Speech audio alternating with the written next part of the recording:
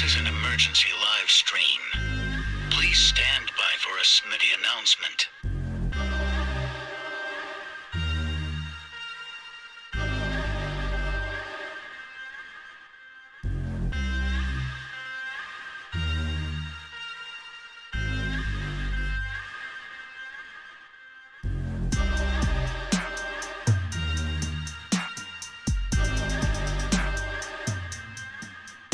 Alert. This is an emergency live stream. Please stand by for a Smitty announcement.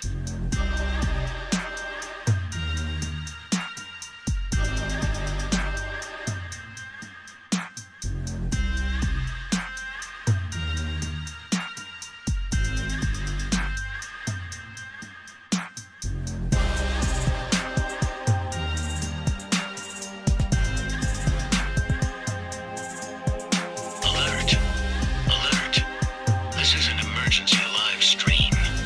Please stand by for a Smitty announcement.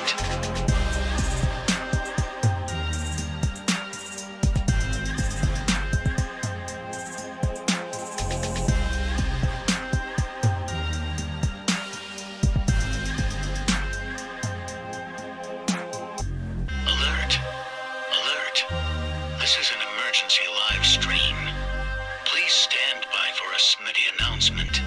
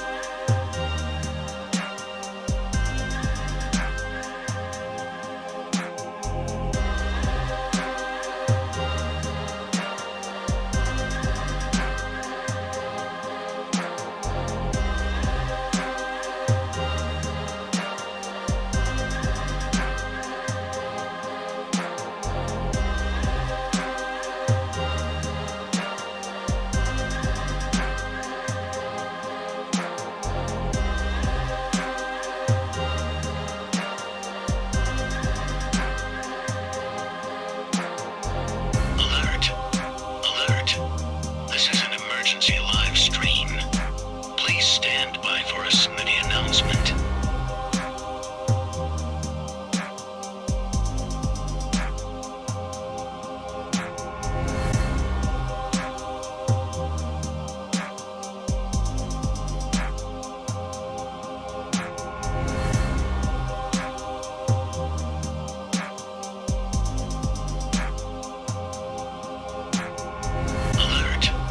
Alert.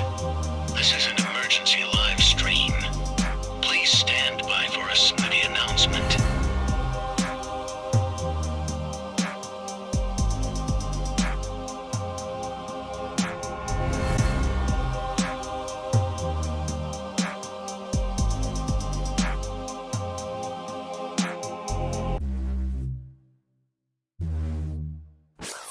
Live from SmittyOne.com studios, it's the Fantasy Football Show.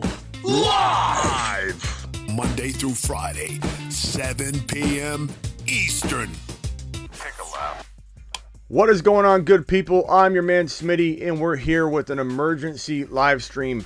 And no, I'm not out here just trying to create rumors and trying to stir the pot and trying to get people in panic mode. We're talking about some very logical wide receiver moves maybe on the horizon. Rumors came out today earlier on Pat McAfee in a couple different areas that the Green Bay Packers were very, very much linked to a potential deal between now and draft day that had eyeball emojis attached to it. Talk about how there's a potential move for a big name wide receiver. DK Metcalf, AJ Brown have been in talks as of late as wide receivers that could be on the move. Now, AJ Brown got shot down yesterday as a potential mover, but let's keep in mind that Pete Carroll said that Russell Wilson was not going to get traded. Literally, days later, Russell Wilson was traded. So you got to take some of these, this won't happen, that will happen, this won't happen, like with a grain of salt. Things could definitely brew as players get unhappy. Now let's talk about a couple things real quick. Right now in today's NFL, players get what they want. Players have the power, and when players are upset about their contract, teams aren't calling their bluff in terms of their holdout. They're just moving them. Look at the case of Tyreek Hill. Needed a new deal. Needed a big new deal. He was traded. Look at Devontae Adams. He needed a new deal. He needed a big new deal. Devontae Adams was traded. It's a pattern that I think Deebo or DK, probably not both, but you never know. One of these guys is going to potentially get kicked around in real serious, hardcore trade talks here soon.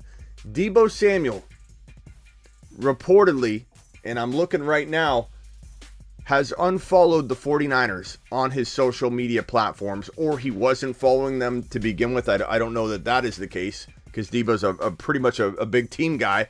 But Deebo Samuel has unfollowed the 49ers. He's waiting on his deal. Is it a ploy? Is it a tactic? Kyler Murray did that. Then Kyler Murray came back. Doesn't necessarily mean this is for sure going in a negative direction, but when Deebo Samuel unfollows the 49ers and he's waiting for a deal and the Niners are dragging their feet on extending him, the Niners are creating a monster here contract-wise. Deebo Samuel wants to get paid. Deebo Samuel is used as a running back and a wide receiver and occasional quarterback. Deebo Samuel has proven to be the most valuable player to his team than any other player in the NFL. He really has. The Niners did what they did last year, not because of Jimmy. Stop saying Jimmy's a winner. Jimmy's not a winner. Jimmy's not a good quarterback to the NFL standards of starting quarterbacks. He's in the NFL. He's good to a certain extent, obviously, in context. But Deebo Samuel is needing to get paid because this man carried the Niners, carried Jimmy G on his back through the entire playoffs. Now, Deebo Samuel has earned himself a big payday. The Niners have sat on their hands like they are so good at doing and created a monster here. The Niners said, we set aside money for Deebo. We've set aside money for this. We set aside money in case Jimmy, we can't trade him. We'll just keep Jimmy. We'll just keep little Jimmy G on the roster and not pay Deebo. We'll pay Deebo later. We've collected a little amount of money that we're going to pay Deebo Samuel that maybe at the time was potentially what Deebo should have got paid. Right? Wrong. Because like a housing market changes every single month, Deebo Samuel's cost has gone up. The Niners probably have decided we set aside a certain amount. That's what we're going to use to sign Deebo Samuel. But it's not going to work. Deebo's not that kind of guy. Deebo's not going to accept, oh, well, you wanted to pay me $60 million guaranteed and a $85 million contract or a $90 million contract with $60 million guaranteed before. And, hey, we're going to set this money aside. Okay, this is what we're going to do. Guess what? Sitting on your hands, 49ers, you have made Deebo's value because of Adams, because of Hill, because of Stephon Diggs. These wide receivers inking these monster extensions on top of the guaranteed implications of a Deshaun Watson deal. Now you have a situation where guaranteed money's bigger than it's ever been, and that's not going to change.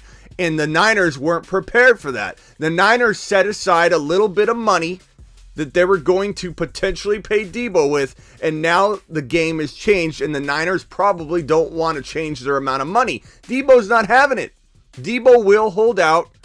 Deebo will not play for this amount of money until the 11th hour. Maybe he comes back because it is hard for a wide receiver or any NFL player to actually hold out because they lose so much money, but he can push this thing to the end. Deebo Samuel's not going to show up. He's not showing up. He might show up in week 1, but he's not showing up for OTAs. He's not coming in any earlier than he has to if he's not going to get the respect and a contract extension that he deserves in his mind. His mind is now saying $110 million on a 4 or 5 year deal with at least 80 million guaranteed. 80 to 90 million guaranteed. Deebo will require 80 to 90 million guaranteed on a $100 to $110 million 4-5-year deal. And the Niners aren't prepared for it because they dragged their feet. We're going to wait. Why do you wait? You're going to wait on Jimmy G to save $7.5 million because you don't want to cut him, but you're losing probably $15 to $20 million on this Deebo deal. And maybe the Niners are saying, but we won't lose. Deebo unfollowed all of us too, C-Mac? Did he unfollow? He unfollowed Raj and you and me and all. Oh my God. Deebo's distancing himself from the 49ers. Look, you guys, and I got McDonald, I got Ryan McDonald in here. Deebo isn't going anywhere. Ryan, you know I love you. I'm not ripping on you, bro. But this is Mr. Optimistic. This is not logical. Right now, Deebo is at risk of being moved. Think about it. Tyreek Hill, contract needed, complaining, moved. Devontae Adams needs a big contract, complaining, moved. Deebo Samuel, Niners aren't going to pay him. I don't think they're going to. They might, but I don't think they're planning on right now. They may change their mind when they hear the fan base erupt. But right now, I'm pretty confident the reason a deal's not getting done is the Niners have fully convinced themselves they're going to play hardball with Deebo Samuel, who's not going to play. He's not going to play hardball back. He's not going to play games back. He's going to walk away like at a car dealership and head the other direction like he just did by unfollowing people. Oh, my monitor's arrived. Hold on. My monitor's arrived.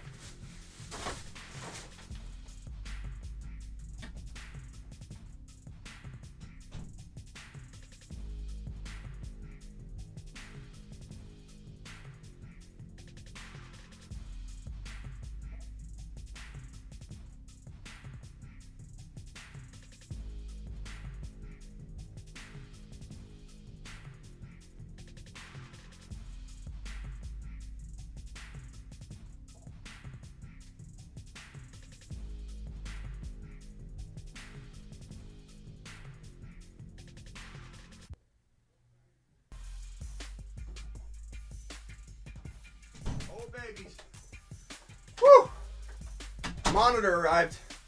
I've got a 43-inch wide monitor that I'm putting in the studio here. To give you an idea how long that is, how wide, 43 inches. This is how wide my new single monitor is. 43 inches wide, not diagonal. 43 inches wide and 12 inches tall. So it's like this and this. It's going to look amazing. Anyway, where was I? Deebo Samuel. Bro, that's a TV, not a monitor. Just wait, pal. I was going to bring it in here. The box is like bigger than my wingspan. And I was like, I got to deal with this later. On the next news, Smitty, nonsense speculation on Deebo. Wesley, when did you become a hater? First of all, because I miss the old Wesley. Wesley, this is multiple times you've come in here with the negativity, which is fine, Wesley. I got thick skin. It doesn't bother me. I just don't know when you flipped. How is this nonsense speculation, Wesley? Please explain to me. Deebo unfollowing the 49ers, unfollowing your boy Smitty, unfollowing Dr. Raj, unfollowing, according to what C-Mac said. I don't know if C-Mac's telling the truth on that part. Unfollowing every tie to the 49ers. Wesley, how is this nonsense speculation? Please tell me. Please tell me. Please tell me, Wesley, how is this nonsense when what I'm describing to you is an action to distance himself from the 49ers? Please explain to me how it's nonsense. It's honestly not nonsense, and normally I'm the nonsense police, but we are worried. C-Mac, I don't know if you're available, but I'm going to send you a link real quick to jump on. You don't have to use it. but feel free to jump on if you would like. But this is crazy to me because everyone's going to say nonsense, but look at this. Not only do we have that, not only do we have that as evidence to my nonsense, right? Look at this. Hill, 30 million. Adams, 28 million. Diggs, 26 million. Okay? You have these big contracts now that are going to distance the Niners' expectation level for paying Deebo from Deebo's expectation level. They have now got far apart. They have now distanced themselves. What was once close, where Deebo could have got 60 mil guaranteed on a $90 million deal, now has gone to 110, 115, 108, and a guarantee of 90 instead of maybe 60 or 70. So Deebo Samuel is definitely at risk of being traded. It's certainly possible. DK, another story, but not Deebo. Both of them are fully at risk of being traded. Fully at risk, because the Niners may not want to pay Deebo Samuel the amount of money he wants. DK Metcalf is probably more likely to get traded. If I had to say one is less likely than the other, of course I'm going to say Deebo is less likely to get traded than Metcalf, because look at the components involved. Look at the team makeup. Look at the fact that Deebo and the Niners are set up, if you believe in Trey Lance like I do, to win now. You take Deebo off the Niners roster, now the Niners they go from competitive and potentially NFC championship caliber appearing team to not being able to make the NFC championship. They completely change if you take Deebo off the roster. Therefore, they're less likely to trade Deebo than the Seahawks are likely to trade DK when the Seahawks can't really win. They're in blow-up mode. They've gone down a road they can't really turn around from. They got rid of a top 5 quarterback in Russell Wilson. DK Metcalf for building pieces to match up your timelines. Like, DK's young, but if you're resetting at the quarterback spot, if you're resetting in different areas, you don't mind resetting at wide receiver too, so you trade them for different capital, draft new wide receivers. I'm not saying it's a good plan, but the Seahawks are much more in a position to where they would trade DK than the Niners would want to trade Deebo. The problem's going to be that the Niners and Deebo were close together in at least within reach of a contract negotiation and conclusion and agreement. Now they are this far apart. They were this far apart. Watching these big deals has distanced that. So these are the next two. But here's the question. Will A.J. Brown pop back up later on? Or will the Titans, like the Niners, be less likely because they're in win now mode? But you got to ask yourself, weren't the Packers in win now mode? Weren't the Kansas City Chiefs in win now mode? Both of these teams were easily in better win now mode than the Niners and the Titans. The Chiefs got rid of their number one wide receiver and one of the top 5 crazy lethal offensive of weapons in the NFL, and the Packers got rid of a top 5 lethal offensive weapon, and both of those teams were in Super Bowl contending win now mode, and they both took a huge step backward. So if anybody thinks that the Niners wouldn't do it, they aren't watching this offseason. If anybody doesn't think that Deebo unfollowing everything Niner related, including your boys Smitty, Raj, C-Mac, the Quad Box, the Niners, if you don't think that tells a story that it's at least probable that Deebo Samuel's may be willing to cut ties and say, trade me. Whether they trade him or not's another story. Whether he actually holds out if he doesn't get his way is a whole nother story. But we have a disgruntled wide receiver. I'm not stirring the pot or making that up. You don't unfollow your organization on all social media platforms if you're not making a statement. Deebo's making a statement. How far he's willing to take it, how far the Niners are willing to take it, that is to be determined. I'm here to merely tell you this is happening. This is happening. Whether you want to believe it or not, whether you think I'm just stirring a pot, it's happening. How far it goes, that's a whole nother story. Is Smitty telling you that Deebo's gone? No. Is Smitty telling you that Deebo is in a disgruntled state where the Niners are probably not thinking they're going to pay him what Deebo wants, and they're both far apart to the point where a breakage is possible. Absolutely, we're at that point. DK Metcalf just feels likely to get traded. This guy right here, McLaurin. McLaurin definitely feels like he's potentially the next one of 3 wide receivers if a wide receiver was to get traded to go. I'd put him ahead of A.J. Brown at this point. I'd put DK most likely. I'd put Deebo ahead of McLaurin or equal to McLaurin, and McLaurin next up. McLaurin in KC. McLaurin in Green Bay. McLaurin in a location like that would be straight fire. McLaurin could be moved. McLaurin needs a new deal. McLaurin fits the bill for what we're talking about right here. Every wide receiver being traded or considered to be on the block at the right price is a wide receiver that needs a new monster contract. And wide receiver contracts have gone through the roof. No team is wanting to spend this amount of money on wide receivers. The wide receiver market has exploded, and the Niners were sleeping at the wheel like they've been sleeping at the wheel with the Jimmy G situation. Hey, let's save $7.5 million and try and trade him later.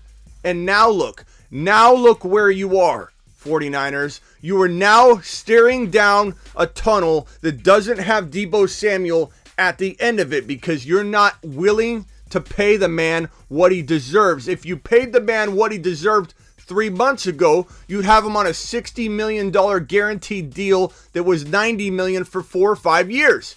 Now you're going to be asked, and rightly so because the market commands it, to pay $100 to $110 million, 80 or so million guaranteed instead of 60. $20 million you lost by standing and sitting around and dragging your feet and sitting on your hands and doing everything that relates to those things I'm describing. You were doing them, 49ers, while you waited on Jimmy G and didn't sign Tomlinson and didn't sign DJ and kept waiting and dragging your feet. Now,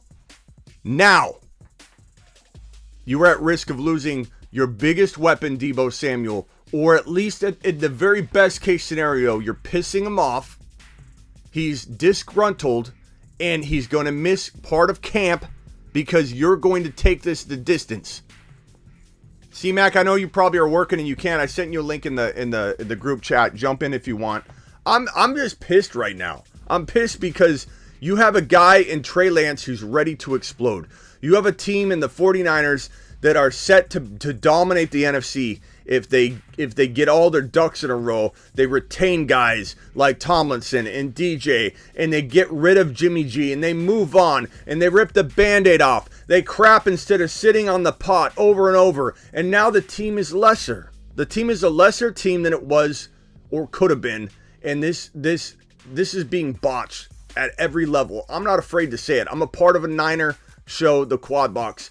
I'm trying to be positive. I've been trying to be positive all offseason, but now I'm getting kind of pissed off because I'm watching the Niners completely botch every single aspect of free agency. Every single aspect of it.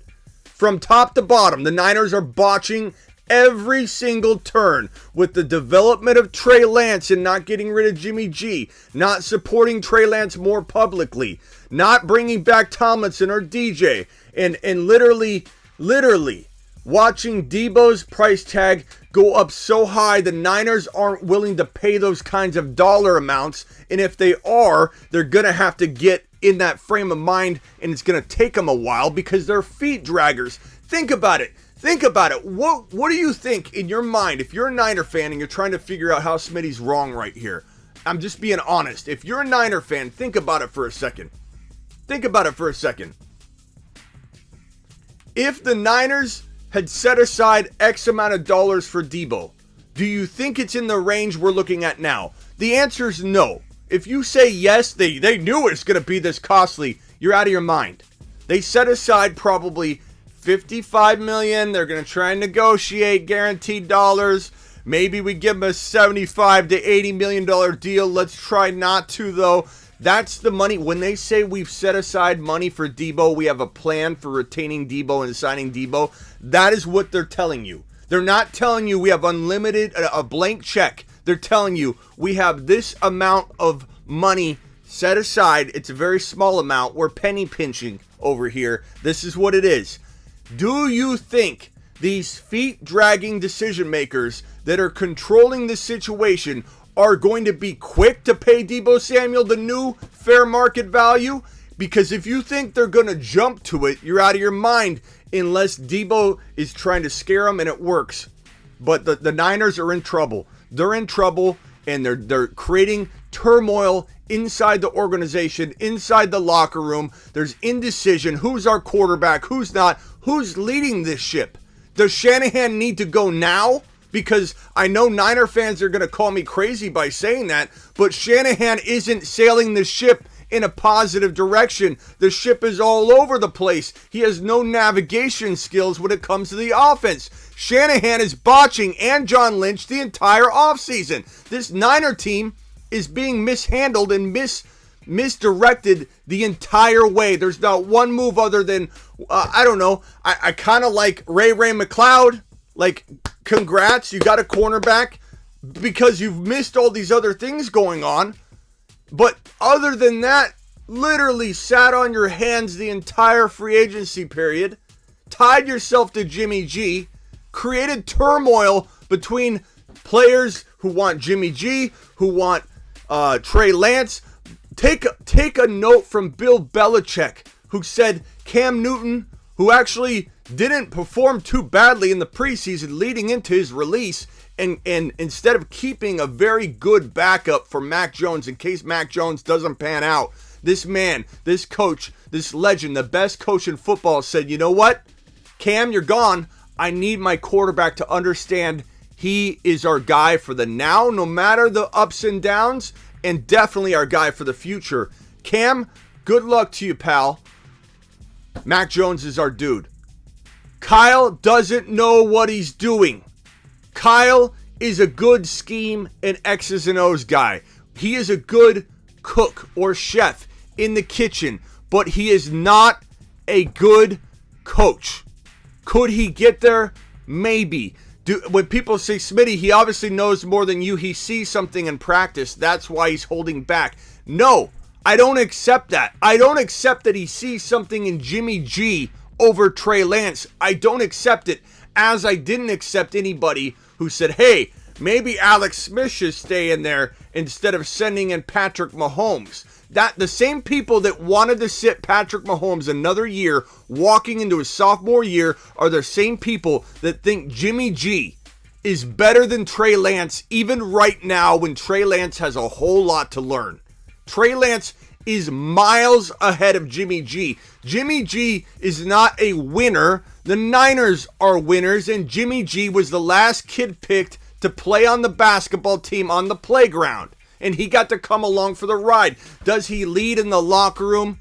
Yeah, you could say he's a good leader in the locker room. Does a good leading teacher, is that teacher the smartest teacher and teaches the best subject matter? No, it doesn't matter if he's a good leader. What matters is winning. And if you think that Trey Lance can't be just as good of a leader, a guy that sat back patiently and endured this entire rookie season the way he endured, keeping his mouth shut, being positive, if you don't think Trey Lance can mimic or outbeat Jimmy G in leadership, you don't believe in Trey Lance. If you don't think Trey Lance can outperform Jimmy G physically on the field, you don't believe in Trey Lance. Stop pretending you believe in Trey Lance if you don't think Trey can outdo Jimmy at every single turn. This is one component that Shanahan's botching over and over and over again. The quarterback decision making, when to move on to the next quarterback, how to evaluate acquiring a quarterback.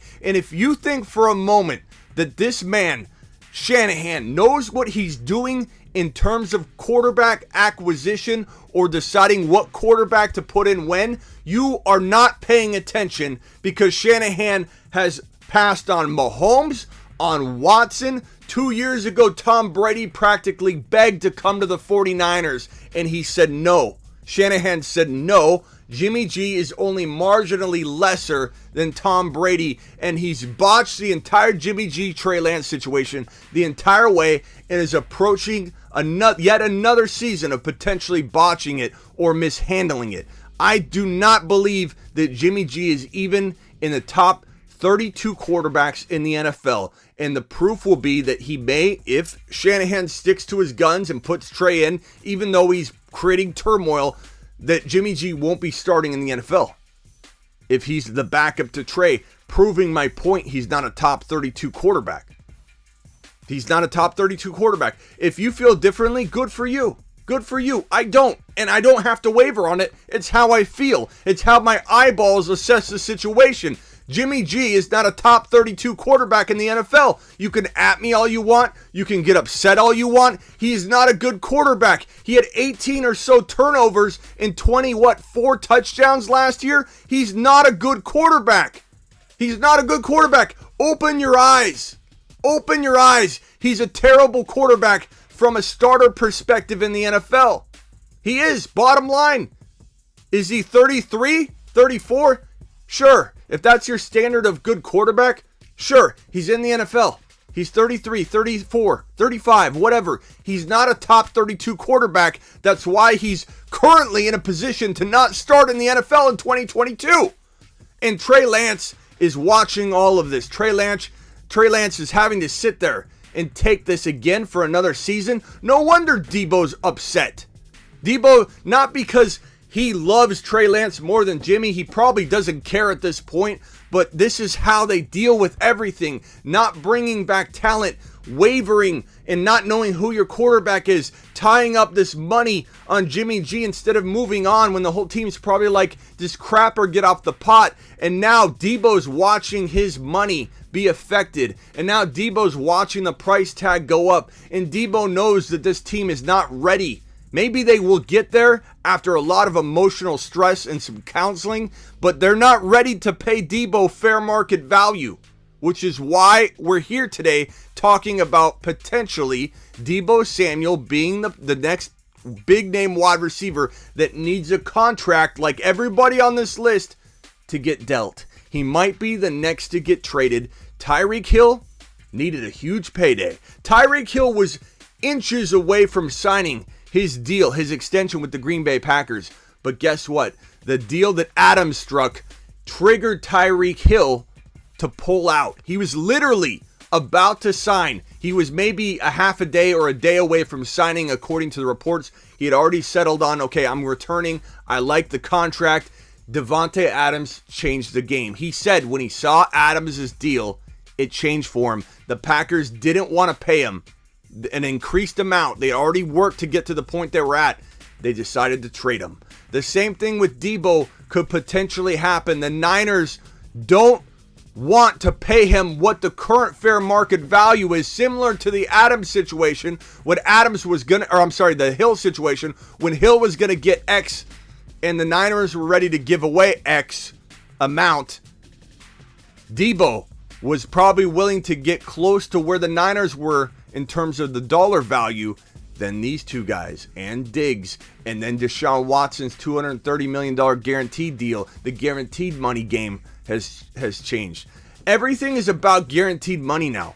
If anybody says it's about how much you're making per year, there's some truth that's going to weigh on you mentally. Like, I want to be called the highest paid wide receiver from a financial perspective, or at least be tied with this guy over here.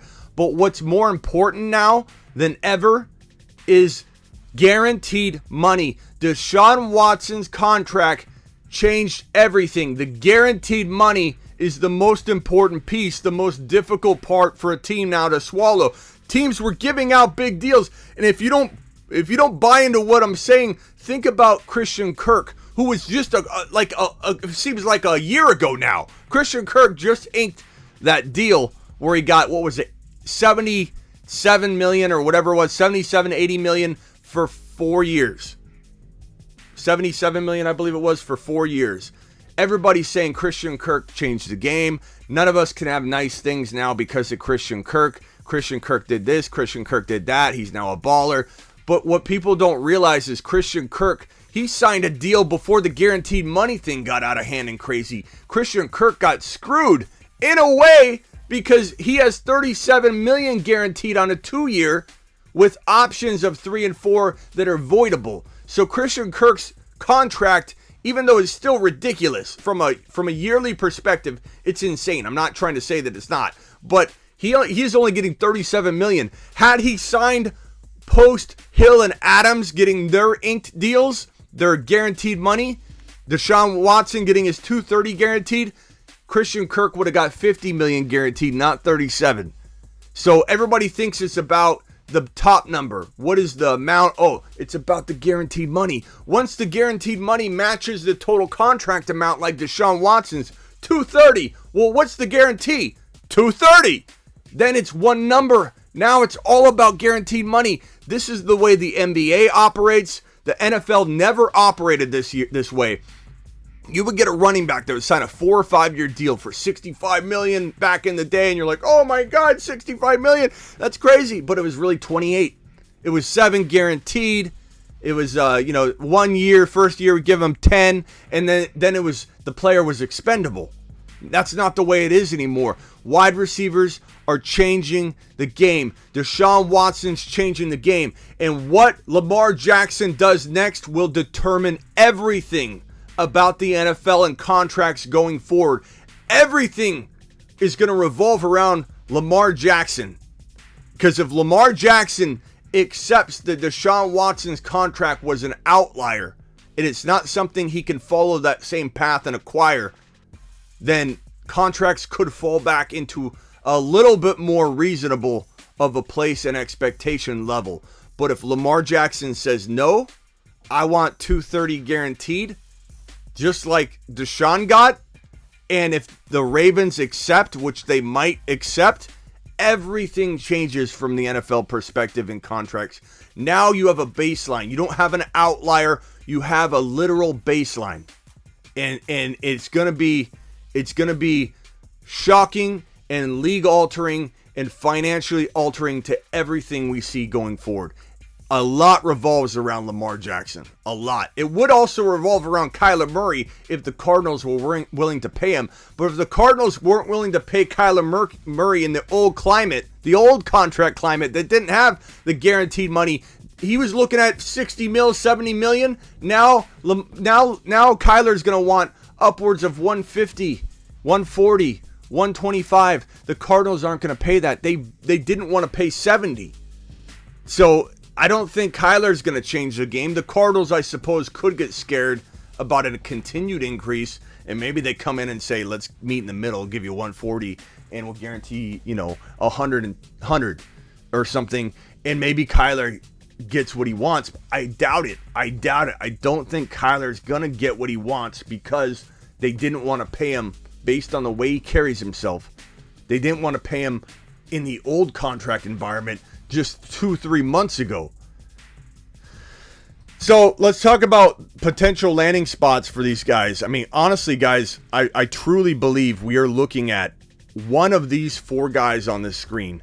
A.J. Brown, Deebo Samuel, DK Metcalf, maybe even Tyler Lockett as an additional. But one of these 4, McLaurin, A.J. Brown, DK, Deebo, one of these guys is getting moved, in my opinion, before the draft or on draft day to a big team like KC, to a team like Green Bay. I believe Green Bay could very much end up getting DK Metcalf. I think it's possible. I think also, I believe, and I know that's tough to imagine division-wise and why they would make that deal, but I think it's possible. I think that Keenan Allen's getting kicked around as a potential mover, but his contract isn't such a good, attractive deal. Like, Keenan Allen's getting paid quite a bit, so I don't know that a team like Green Bay will necessarily acquire Keenan Allen. But then again, acquiring McLaurin's going to require an extension. Acquiring DK maybe have an extension in there. AJ Brown will require an extension. Green Bay doesn't have money. Not necessarily true, Jake, because they were going to pay Davante Adams an extreme amount of money. They also were considering extending Adams. They actually, Jake, contracts are hard to grasp, and even I don't know the ins and outs of some of the numbers, and it would take an accountant and an attorney to break down the exact ins and outs and possible moving situations and all the moving parts. But I can guarantee you, Jake, they can sign any one of these guys to a big deal. The Packers can make it work. Think about it, Jake. They had a deal in place to give Davante Adams exactly what he was offered by the Raiders, with an increase to account for the different tax and all that stuff. They actually offered, Jake, the same deal that Adams got in Las Vegas to Adams to stay in Green Bay. So you tell me how they can't afford a DK. They can't afford this or that. They had the money already set aside, ready and worked out financially. The Green Bay Packers were going to pay Adams exactly, a little more, exactly what he was going to net over in Las Vegas. So untrue to say they don't have the money. It's untrue. I understand where you're coming from. You hear things like they're over the cap, they can't afford this, they can't afford that. They can move everything around. You move money to the front, you extend players, you kick other money down the road. It's very, very doable. They were literally going to give Adams the deal he got in Las Vegas, and he turned it down and went to Las Vegas. So definitely they can do it. They can fit it in. And there's a lot of buzz and rumors going on right now that Green Bay may step outside of their normal situation of just sitting back, kind of like the Niners, and they're going to make a big wide receiver move. Keep in mind, Adams didn't want to stay. For everybody that's going to throw if they didn't want to sign Adams, why would they go get another wide receiver? They wanted to sign Adams. Adams didn't want to stay. They offered Adams the exact amount plus a little more to make up the difference in the tax differences that he would suffer in Green Bay versus in Las Vegas. They offered him more to account for that, so there was a dead even offer. He turned it down. Green Bay didn't want to let Adams go. Adams didn't want to stay. He didn't want to stay. So you can't say that the Packers don't want to pay a wide receiver. They do. And if they get DK, if they get McLaurin, can you imagine scary Terry McLaurin pulling in footballs from Aaron Rodgers? If they get McLaurin or DK or Deebo Samuel, they'll be paying that player an extreme amount of money, and they will make it happen. They were going to do it with Adams. So McLaurin, imagine McLaurin catching footballs from Aaron Rodgers. Like, McLaurin is a top 6 to 10 wide receiver in the making. He has no quarterback. He is in a horrible situation. McLaurin can't even get near his maximized output and talent level in Washington. He just can't.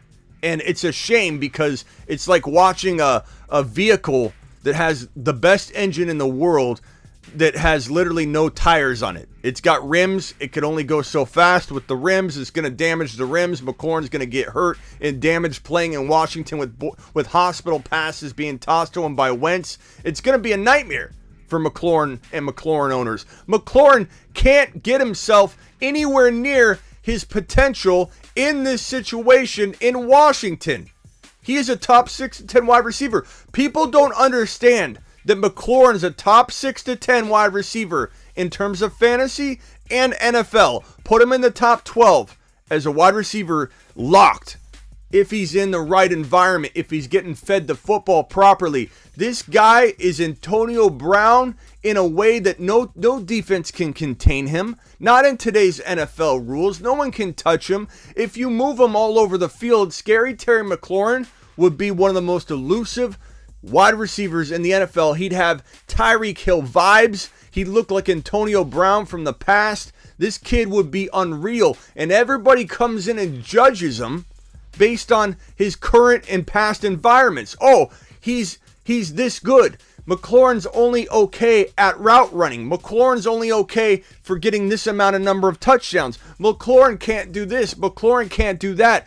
Wait and see what happens if McLaurin lands with a top 5 quarterback. Then come back and start saying what you're saying about McLaurin and let's see how well it holds up and how long it holds up, because it's going to change really, really fast.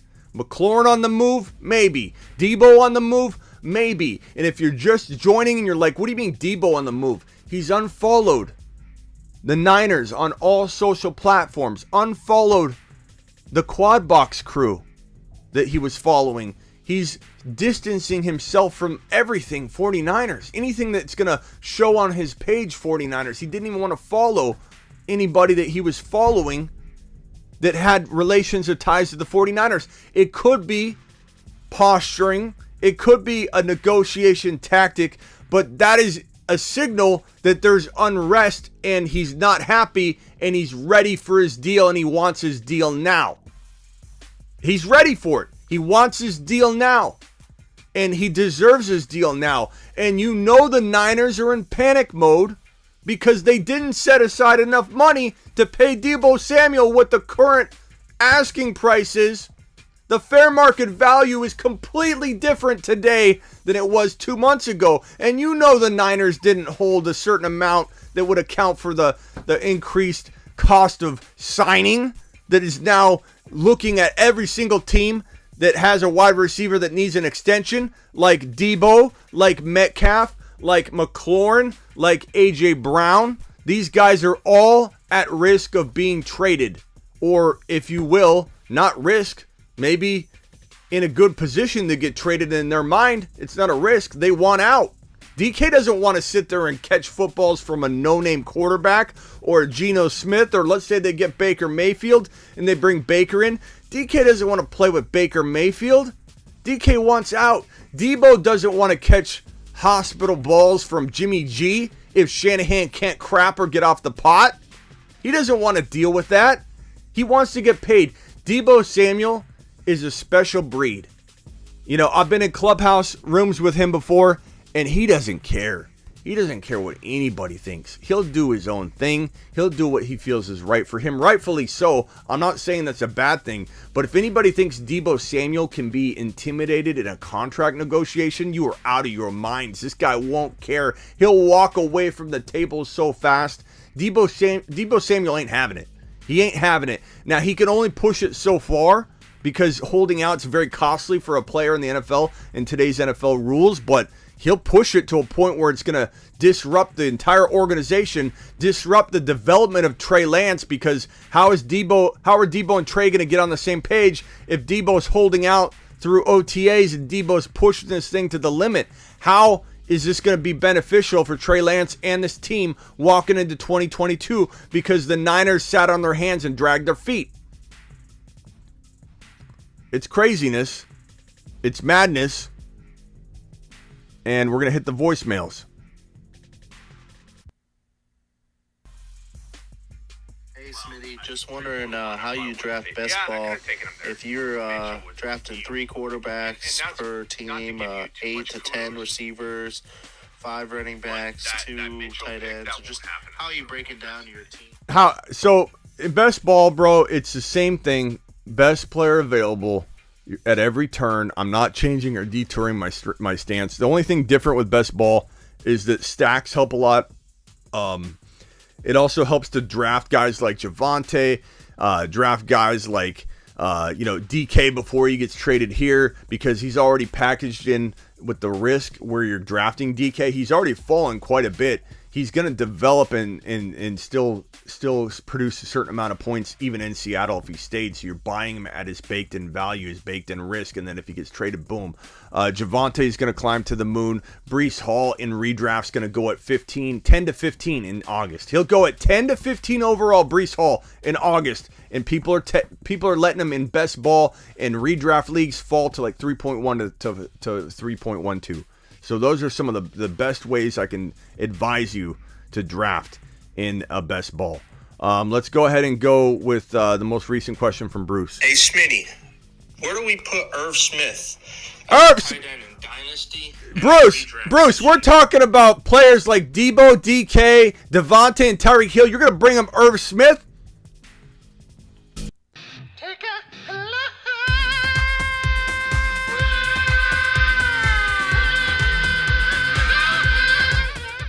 Irv Irv Smith. I don't have time for Irv Smith right now, pal. You're going to slow the show down to a crawl with that kind of question.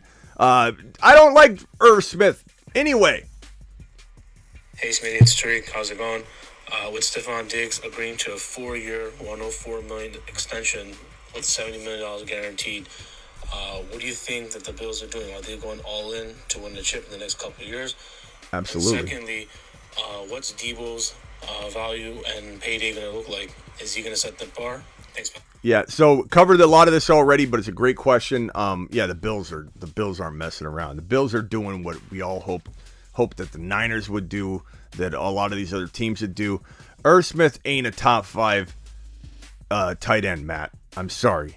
You're going to squeeze him in above Knox and Schultz and Freiermuth and Albert O and Goddard, and then you've got Pitts, you've got Kittle, you've got Kelsey, you've got Waller. Are you out of your mind, Matt? Top 5? I just named like 10 guys. Irv Smith. Come on.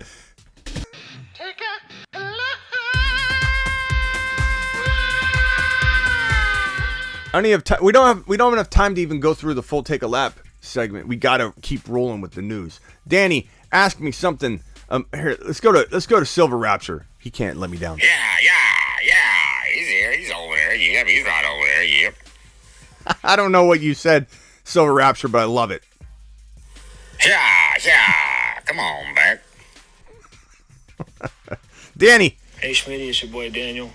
Daniel. Another question about Travis Kelce and Dynasty, because I'm fielding all these offers for him in my league, and I got a guy who offered me Aaron Jones and A.J. Dillon for Travis Kelce.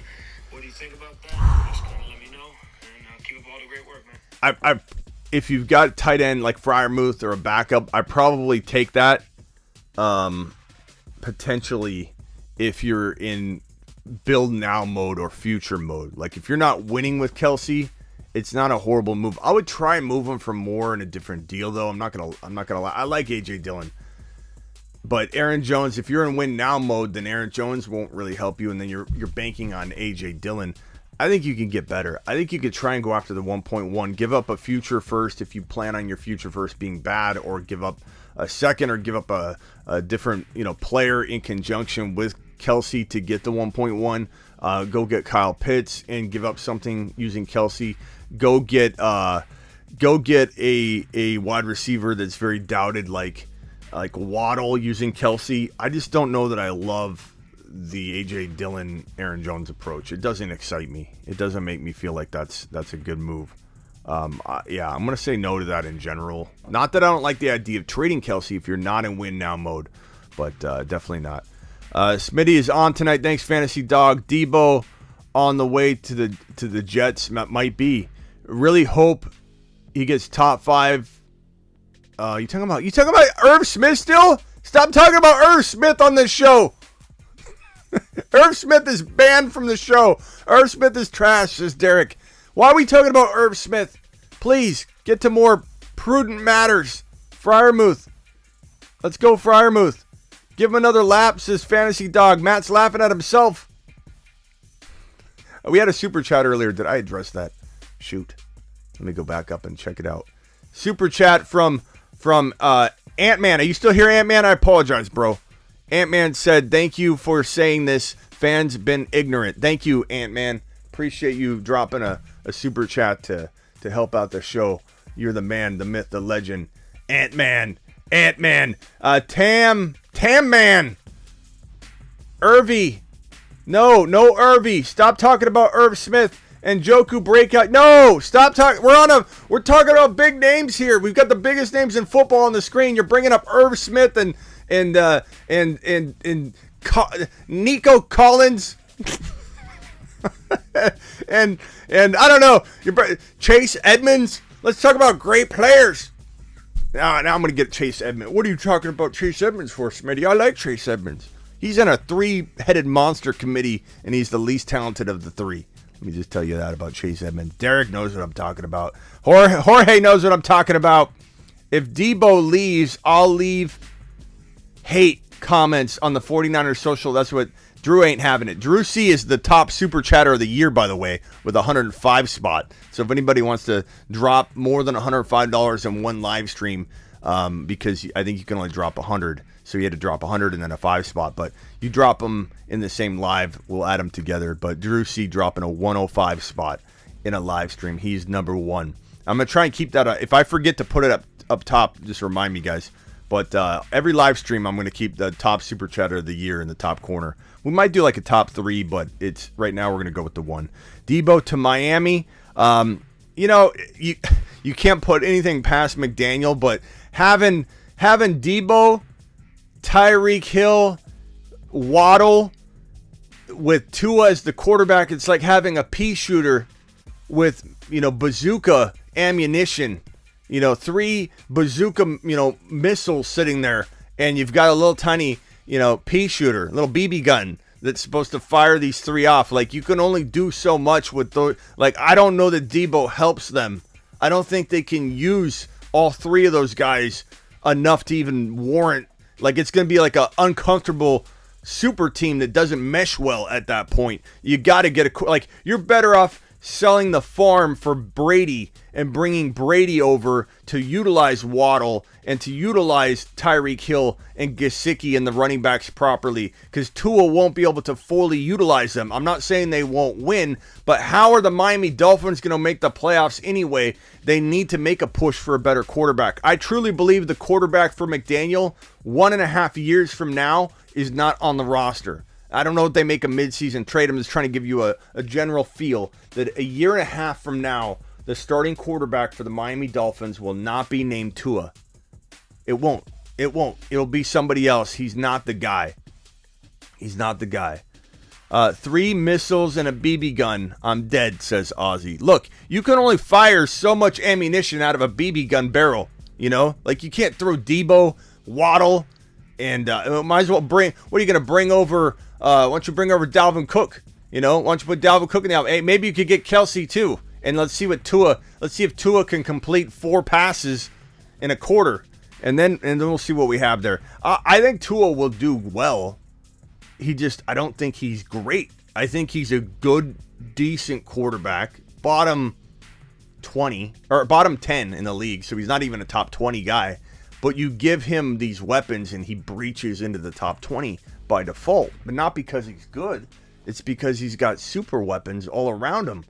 His BB gun barrel gets a little bit bigger. His little pea shooter of an arm, it goes from like this, to maybe like this, just by having these weapons, his pea shooter becomes a little stronger.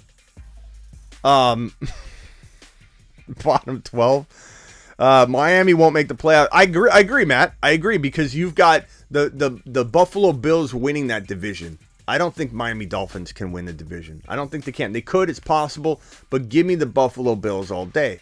Give me them all day. They're going to get better. They're going to continue to get better. And if they draft Breece Hall or Kenneth Walker, watch out, because you're literally looking at an unstoppable offense, because they showed balance. They ran the ball well. From week 15 on, they scored like 9 TDs in the last 6 games, including week 15 into the playoffs. It was like 9 touchdowns, all to Singletary. He had like 8 to 9 touchdowns in 6 games. Imagine, and that created balance. That's why the Buffalo Bills felt very unstoppable, is they finally went with the balanced approach. Singletary had 2 80-yard games, a 100-yard game. He had a very good outings from week 15 on. Singletary was used. And if they draft Breece Hall and they give Breece Hall from week 15 on the 6 games of production they gave to Singletary, Breece Hall is going to be a monster. And the Buffalo Bills will be so balanced and unstoppable, it's not going to even be funny. The Buffalo Bills win the division. They win that division. They will win the AFC East. It's not even a question to me. They will win the AFC East. Then what happens? Miami and New England are still in that division. They're now thrown into the entire pool of teams that didn't win their division, which will include 3 teams of the Chargers, Raiders, Chiefs, and Denver Broncos, because only one of those teams can win the division. So let's take the Chargers out and say they win the division. Now you got KC, the Raiders, the Denver Broncos, the Miami Dolphins, the New England Patriots, the Baltimore Ravens, the Indianapolis Colts, the Tennessee Titans, all fighting for just 3 wild card spots. It's not happening unless you go get Tom Brady. But if you get Tom Brady, game on, game on. What does Deebo's value look like on the Jets? Man, I mean, not better. Not better. He's better in San Fran catching footballs from Trey Lance. He's better in this system that knows how to use him properly. Deebo going to New York, it isn't great for a fantasy perspective. It isn't good. I don't think that it's gonna be. I don't think it's gonna be flowers and rose petals and butterflies in New York for Deebo Samuel. I think he might believe it will be. I do very much love Zach Wilson's future and where the Jets are taking this team. The Jets could very well be the Bengals 2 years from now. Maybe not one. They're not going to have as quick a turnaround, but 2 years from now, the Jets could be in the conversation of being like, wow, this team looks electric. Zach Wilson's very good.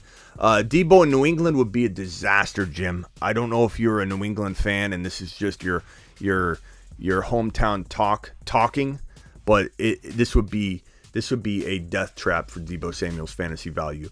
New England's not a place for wide receivers to go and flourish. I know Randy Moss did well, but that was with Tom Brady. Mac Jones is only going to be so potent. This offense will only throw the ball so much. There's no way I want Deebo or any wide receiver of note going to New England. I'm very much glad that Parker went there. Parker landing in New England is about the most they'll spend on a wide receiver anyway, but that's good because I'm not a big fan of Parker, so take Parker. Ruin Parker, New England. That doesn't bother me, but don't take Deebo, don't take McLaurin, don't take A.J. Brown, don't take DK Metcalf, don't take even Tyler Lockett because New England will destroy their fantasy value. I'm not a fan of that at all. Spacula says, oh, that was Spacula's question. Spacula's got one more here. Thank you for the super chat. What about Deebo in Philly? Deebo in Philly would be interesting, but same situation. I'm fearful of the organization and how they botch everything. I don't think they would trade for him, first of all. But if he landed there, it would be better than some locations, but very worrisome. I'd be very worried that they would learn how to, use him properly. No way. New England loves old, hurt pass catchers. Pats can't afford Deebo. Don't worry, he's not going there. They're not going to. Yeah, they're not going to even. There's no way they would do that. Kittle, give Kittle to the Bolts. That would be interesting. There's Ant-Man. Ant-Man back, baby. Appreciate you, Ant-Man. Thank you for that super chat. I hope you heard my answer. Kittle has value and his injuries are a concern to me. Then again, maybe Kittle won't have to catch those hospital balls anymore. Yeah, if Trey Lance is in there, it'll help Kittle out. But Kittle's asked to block and stay tight and not always go out wide and utilize his passing skills because he's such a good tight end in terms of the blocking duties.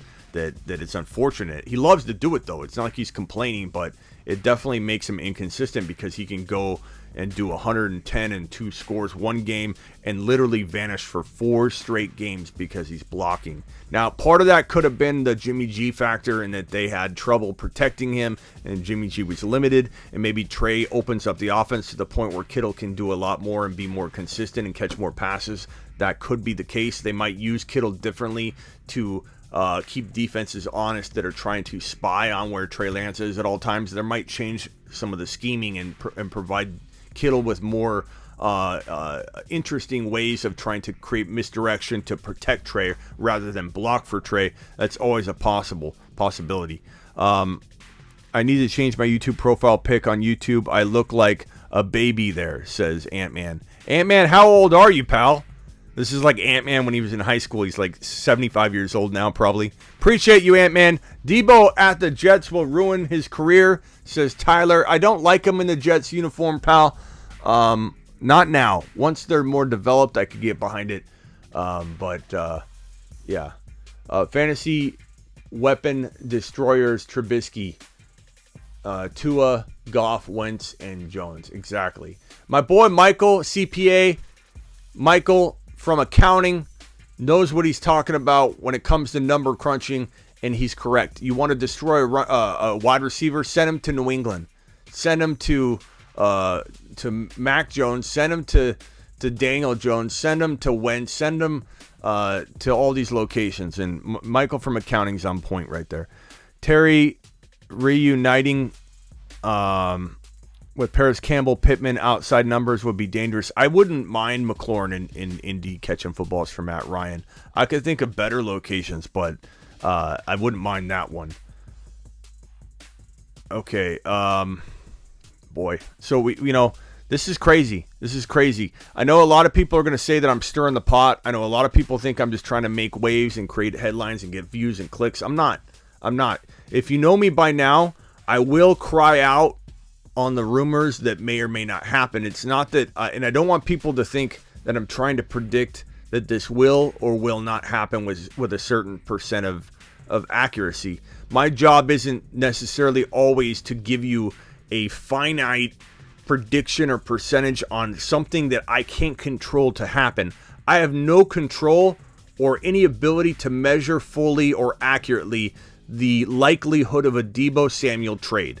I have no control or ability to calculate accurately a percentage that DK or McLaurin or AJ Brown gets traded, just like I didn't have any control over Cleveland getting back into the race and offering a $230 million guaranteed contract, the Browns, for Deshaun Watson.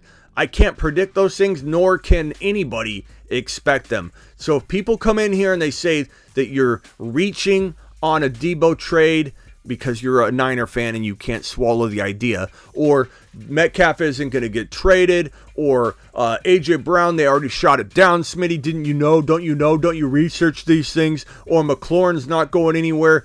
If you think that these things can't happen even when positive smoke, negative smoke is going this way or that way, or that teams won't send misdirection signals that way or this way, that's why it's called smoke season. If you think these things aren't possible, you are out of your minds, because they are possible. And Deebo on the move, while it seems unlikely to all of us in the end, and while it doesn't make sense, and if we were the coach, if we were the controller of the situation, if we were the decision maker, we wouldn't be trading Deebo Samuel. We wouldn't do it. We're not idiots. But guess what?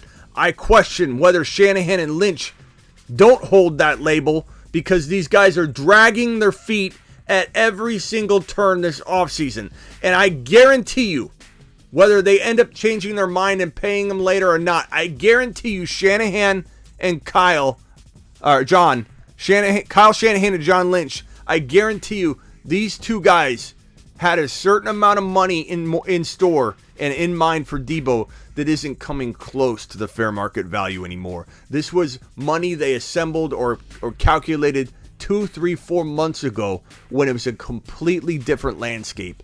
They probably still think they can go to the table and insult this man with a deal that is so far below. In fact, that's what I predict probably happened. The reason Deebo Samuel, and if you're saying this isn't crazy, Deebo unfollowed the Niners on all social media today. Deebo Samuel unfollowed the Quad Box, your boys, to distance himself from everything Niner reporting so he doesn't need to see the noise. I understand why he did it. He's done it before and then he refollows or whatever. But Deebo has distanced himself from the Niners.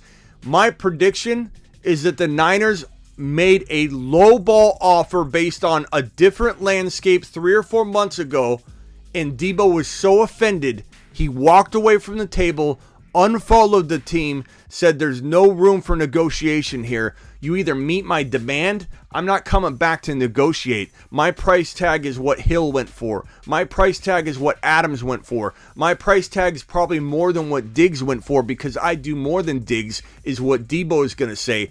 Deebo Samuel, literally, in my opinion, probably got offended in trade talks by an offer that the Niners probably put it on a little napkin, slid it over, and Deebo opened it up, and Deebo said,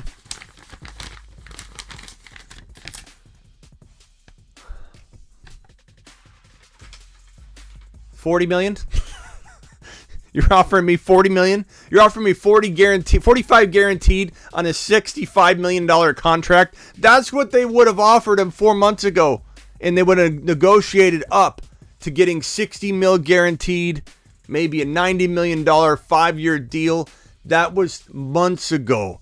Deebo's going to get 110 guaranteed $85 million now. His price tag went up literally $15 to $25 million in guaranteed money just by sitting back because the Niners couldn't bring him a good enough deal. He didn't really sit back. He sat there. The Niners sat there, didn't give him the offer. Now he's worth $15 to $20 million more. $15 to $25 million more in guaranteed money. Nothing but Niners. Niners by nature.